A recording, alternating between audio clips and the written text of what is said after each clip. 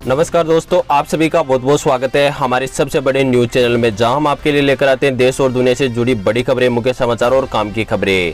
सभी खबरों को विस्तार से जानने के लिए आप वीडियो को शुरू से लेकर आखिर तक जरूर देखिए। साथ ही हमारे यूट्यूब चैनल को सब्सक्राइब करके पास वाले बेल आइकन को जरूर दबाइए, ताकि आपको ऐसी महत्वपूर्ण खबरें समय समय पर और रोजाना मिलती रहे। तो चलिए दोस्तों, इसके साथ ही आपको देश में फैली कोरोना वायरस महामारी के ताजा आंकड़ों के बारे में सबसे पहले बता देते हैं। ब्राजील को पिछाड़कर भारत दुनिया का दूसरा सबसे ज्यादा कोरोना वायरस संक्रमित मरीजों वाला देश बन गया है। यहाँ पर 42 लाख से ज्यादा केस अब तक सामने आ चुके हैं। देश में पिछले 24 घंटों में रिकॉर्ड तोड़ 90,802 नए मामले सामने आए हैं, जबकि पिछले 24 घंटों में कोरोना वायरस की वजह से 1016 लोगों की जान चली गई है। दुनिया में अब तक कोरोना वायरस के सबसे ज्यादा संक्रमण के मामले अमेरिका में सामने आए हैं। उसके बाद में भारत दूसरे स्थान पर कोरोना वायरस के मामले में पहुंच चुका है, और अब तक भारत में जो कोरोना वायरस से मरने वालों की कुल संख्या है वह 71,642 के पार पहुंच चुकी है, और 32,50,000 मरीज कोरोना वायरस के ठीक होकर घर भी जा चुके हैं, जो कि हमारे देश के लिए खुशी की खबर है। इसी के साथ ही चलते हैं अगली बड़ी खबर की तरफ। भारत और चीन के बीच में जो सीमा पर तनाव चल रहा है वो बढ़ गया है।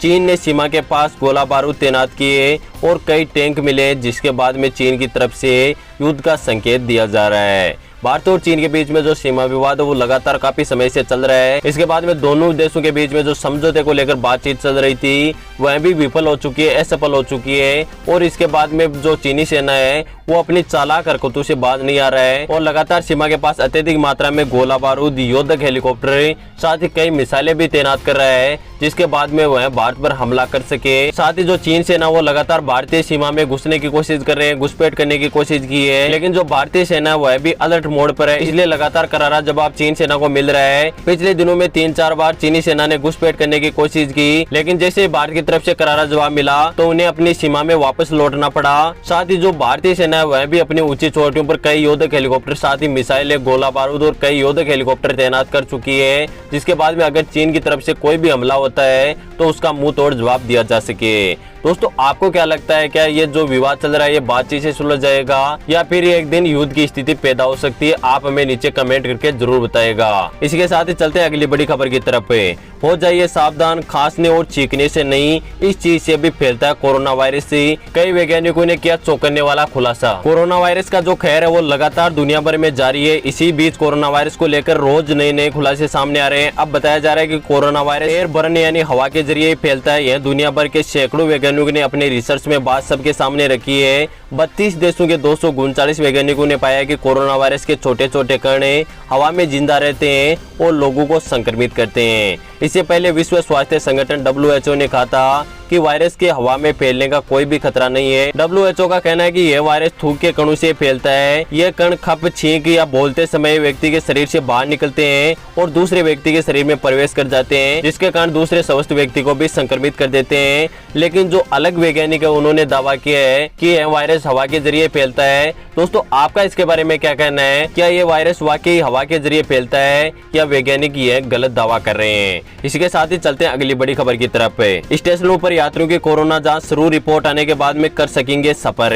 पिछले एक हफ्ते के दौरान कोरोना वायरस संक्रमण के बढ़ते हुए मामलों के मद्देनजर अब नई दिल्ली रेलवे स्टेशन पर टेस्टिंग की जो व्यवस्था है वो कर दी गई है। नई दिल्ली के रेलवे स्टेशनों पर कोरोना वायरस संक्रमण का एंटीजन किट के जरिए टेस्ट मुफ्त में किया जा रहा है। ऐसे में जो यात्री दिल्ली से बाहर यात्रा करने जा रहे हैं या फिर दिल्ली के अंदर आ रहे हैं उनका कोरोना टेस्ट किया जाएगा। शनिवार सुबह रेलवे स्टेशन पर आने वाले यात्रियों का कोरोना टेस्ट किया गया। इसकी सबसे अच्छी बात यह है कि टेस्ट का परिणाम जानने के लिए लोगों को ज्यादा इंतजार नहीं करना पड़ता है, बल्कि सिर्फ 20 मिनट के अंदर ही इसकी रिपोर्ट मिल जाती है कि व्यक्ति कोरोना पॉजिटिव है या कोरोना नेगेटिव है। इसके बाद में वह रेलवे में सफर कर सकता है, और अगर वह पॉजिटिव पाया गया तो उसे अस्पताल में ले जाकर उसका इलाज किया जाता है। और जल्द ही देश के सभी राज्यों में केंद्र सरकार के द्वारा जो रेलवे है उसकी सुविधा चालू की जाएगी। ज्यादातर जो राज्य है उसमें जो अतिरिक्त ट्रेनें वो लगातार चलाई जा रही है, जो कि आम आदमी के लिए खुशखबरी और रेलवे में यात्रा करने वाले यात्रियों के लिए भी खुशखबरी निकलकर सामने आ रही है। इसी के साथ ही चलते हैं अगली बड़ी खबर की तरफ। कबाड़ में जाएगी आपकी पुरानी गाड़ी, मोदी सरकार ला रही है नई पॉलिसी। अगर आपकी गाड़ी पुरानी हो चुकी है तो उसे कबाड़ में भेज दिया जाएगा। इसके लिए केंद्र सरकार जल्दी एक नीति लेकर आ रही है। बता दें कि लंबे समय से इस नीति पर बात चल रही है। हालांकि अब केंद्रीय मंत्री प्रकाश जावड़ेकर ने कहा है कि यह नीति जल्दी लागू होगी। जावड़ेकर ने कहा कि बताया जा रहा है कि वाहनों की कबाड़ नीति का प्रस्ताव तैयार हो चुका है और सभी संबंधित पक्षों की राय भी इसमें ली गई है। इससे पहले केंद्रीय मंत्री नितिन गडकरी ने बताया था कि सरकार पुराने वाहनों को कबाड़ में बदलने की नीति ला रही है। इसके तहत अगर आपके पास 20 साल से पुरानी गाड़ी है तो उसको कबाड़ के रूप में घोषित किया जाएगा और जो भी पुरानी गाड़ी उसे कबाड़ के रूप में बदला जाएगा, उसका कोई भी उपयोग नहीं किया जाएगा। क्योंकि जो पुरानी गाड़ियां होती है वो प्रदूषण अधिक फैलाती है, जिससे कि हमारा वातावरण दूषित होता है। और अभी कोरोना वायरस के चलते लॉकडाउन लगा, इसकी वजह से थोड़ा वातावरण ठीक हुआ था, लेकिन जो गाड़ियों की संख्या वो बहुत ही ज्यादा है भारत में और इसकी वजह से आए दिन जो वातावरण है वो दूषित होते जा रहा है। इसको मद्देनजर रखते हुए जो पुरानी गाड़ियां जो प्रदूषण अधिक फैलाती है उन सभी को कबाड़ में धकेला जाएगा।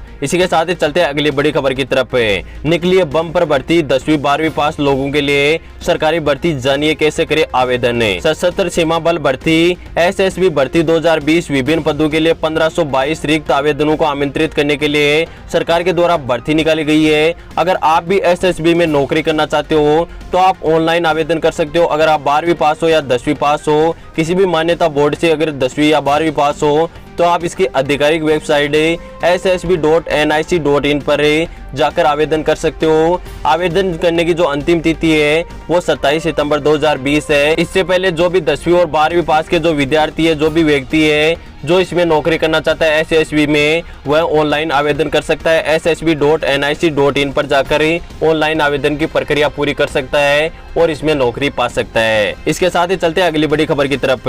2 साल और मिल सकती है कर्जदारों को राहत, जानिए सुप्रीम कोर्ट ने दी अहम जानकारी। कोरोना वायरस लॉकडाउन के दौरान भारतीय रिजर्व बैंक आरबीआई ने ईएमआई पेमेंट पर 3 महीने की राहत दी थी। लॉकडाउन के चलते सभी लोगों के काम धंधे ठप होने और बहुत से लोगों के रोजगार छीनने के बीच में तमाम तरह के जो बैंक की लोन की किस्तें वह बढ़ने पर आरबीआई ने रोक लगा दी थी। इसके बाद में सरकार ने इस समय अवधि को 6 महीने के लिए बढ़ा दिया गया था, लेकिन मैं आपको बता दूं अगस्त के लास्ट में यह सरकार के द्वारा जो तारीख सीमा रखी गई थी वह समाप्त हो चुकी है और इसके बाद में जो सभी कर्जदार है उन्हें ईएमआई भरने के लिए कहा गया है। लेकिन अब मैं आपको बता दूं कि हाई कोर्ट की तरफ से एक बड़ी राहत निकलकर सामने आ रही है कि जो भी कर्जदार है जिसने भी अपनी कार पर लोन ले रखा है या अपने मकान पर लोन ले रखा है या किसी भी बैंक से लोन ले रखा है, उसकी ईएमआई चुकती है यानी वह किस्तें भरता है, तो उन किस्तों में 2 साल तक की राहत दी जा सकती है। क्योंकि आप सभी को पता है कि लॉकडाउन तो खत्म हो गया है लेकिन अभी लोगों को रोजगार मिलना चालू नहीं हुआ है, इसलिए केंद्र सरकार की तरफ से 2 साल की राहत इसमें मिल सकती है। दोस्तों इसके बारे में आपकी क्या राय है आप हमें नीचे कमेंट करके जरूर बताइएगा। जो मोटेरियम है उसको आगे बढ़ाना चाहिए, जो लोन की किस्तें उनको लेने का समय जो 2 साल आगे बढ़ाना चाहिए या नहीं, आप हमें कमेंट करके जरूर बताइएगा। दोस्तों फिलहाल के न्यूज के वीडियो में बस इतना ही। उम्मीद करता हूँ कि आपको सभी महत्वपूर्ण खबरें पसंद आई होगी। वीडियो पसंद आए तो लाइक जरूर कीजिएगा। आगे भी ऐसी हमारी महत्वपूर्ण खबरें जानना चाहते हो तो अभी हमारे यूट्यूब चैनल को सब्सक्राइब करके पास वाली बेल आइकन पर दबा के ऑल नोटिफिकेशन को ऑन जरूर कीजिए ताकि आपको ऐसी महत्वपूर्ण खबरें समय समय पर और रोजाना मिलते रहे। दोस्तों फिलहाल के न्यूज के वीडियो में बस इतना ही। मैं मिलता हूँ किसी नेक्स्ट न्यूज वीडियो में, तब तक के लिए धन्यवाद। जय हिंद, वंदे मातरम।